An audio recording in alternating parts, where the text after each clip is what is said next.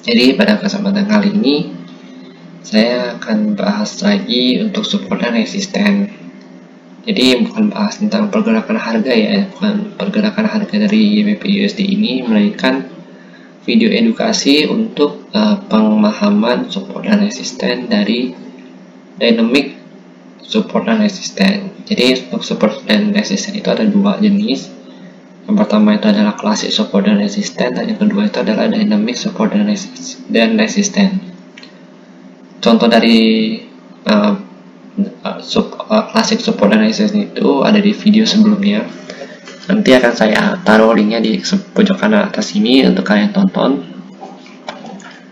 Nah, jadi kalau saya bahas sedikit untuk support dan classic, support dan resisten klasik itu adalah seperti ini ya, seperti garis-garis ini. Nah, itu namanya classic support dan resisten. Tapi kalau untuk dynamic support dan resisten itu adalah fungsinya untuk ketika harga chart naik tinggi nih atau membuat all time high.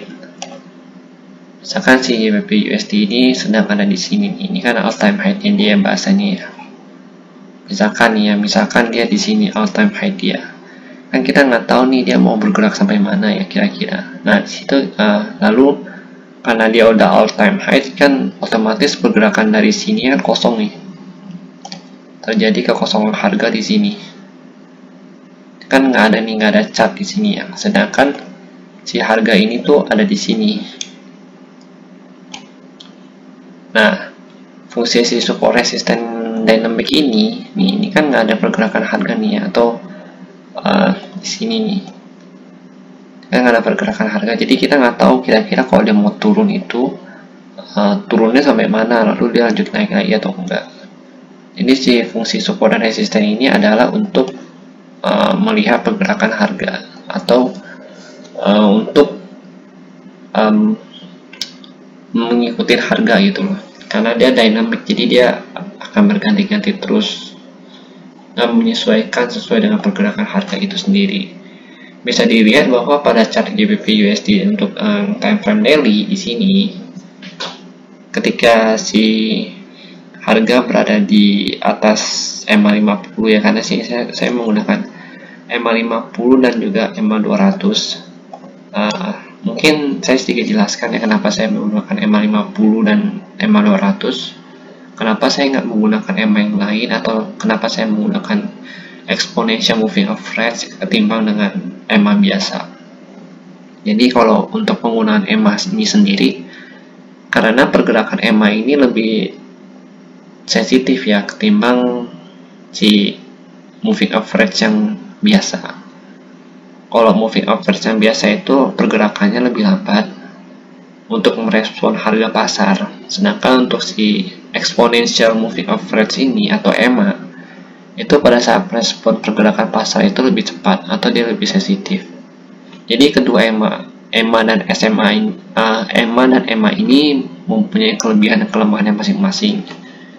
Sedangkan kalau untuk EMA ini kelemahannya yaitu adalah banyaknya sinyal palsu biasanya. Kenapa dia banyak sinyal palsu? Karena dia merespon harga itu lebih dahulu, maksudnya lebih cepat ya ketimbang si moving average yang biasa. Sedangkan moving average yang biasa itu merespon harga lebih lambat, sehingga bisa mereduce atau meminimalisir untuk sinyal-sinyal palsu.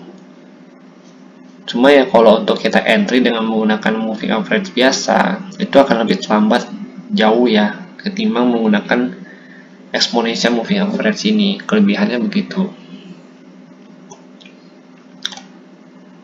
Lalu sebenarnya penggunaan EMA ini akan lebih bagus lagi ketika disertai dengan price action atau chart pattern, karena si EMA ini termasuk indikator lagging. Dia bukan indikator leading atau lagging.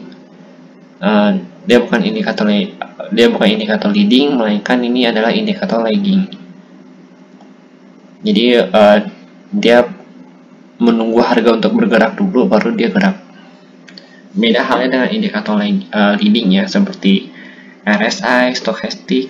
Nah, itu adalah indikator-indikator leading yang dimana dia akan bergerak terlebih dahulu sebelum harga bergerak. ya seperti ini ya. Tapi untuk stokastik nanti akan saya bahas di video selanjutnya.